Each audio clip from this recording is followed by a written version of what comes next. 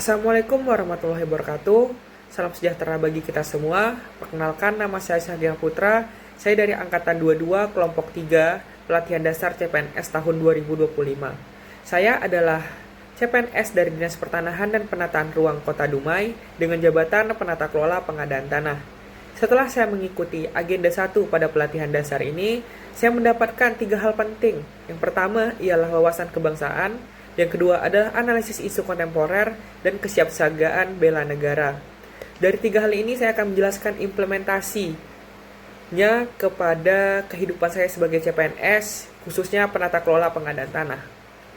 Yang pertama ialah implementasi wawasan kebangsaan dan nilai bela negara pada kehidupan CPNS saya. Sebagai penata kelola pengadaan tanah, saya memahami bahwa setiap kebijakan dan kegiatan yang saya lakukan merupakan bagian dari upaya mencapai tujuan nasional. Dengan wawasan kebangsaan, saya menempatkan kepentingan bangsa di atas kepentingan pribadi maupun atau kelompok. Dalam praktiknya, yang pertama saya menjunjung tinggi nilai Pancasila dan UUD 1945.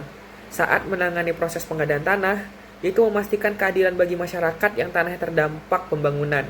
Yang kedua, itu menjadi perekat persatuan dengan cara berkomunikasi secara adil dan transparan kepada semua pihak, baik masyarakat maupun pemerintah daerah dan pihak swasta. Yang ketiga, itu menghindari konflik kepentingan dengan cara yaitu menolak segala bentuk intervensi dan gratifikasi yang dapat merugikan negara. Materi yang kedua ialah analisis isu kontemporer. Pengadaan tanah sering bersinggungan dengan isu-isu kontemporer seperti korupsi, konflik sosial, bahkan potensi manipulasi data atau penyebaran hoax.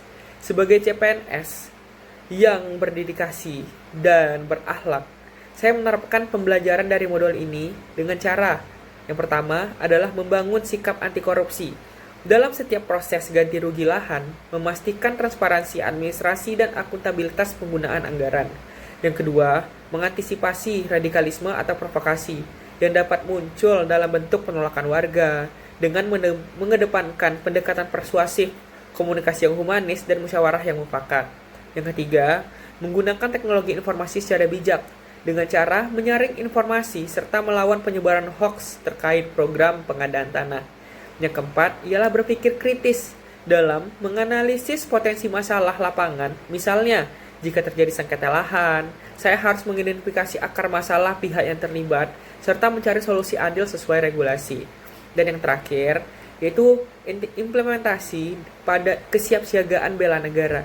Kesiapsiagaan bagi saya itu berarti siap secara fisik, mental, dan moral dalam melaksanakan tugas pengadaan tanah yang sering sekali penuh tekanan. Implementasi dari modul tersebut ke dalam kehidupan CPNS saya ialah yang pertama itu kesiapan mental dalam menghadapi masyarakat dengan berbagai latar belakang.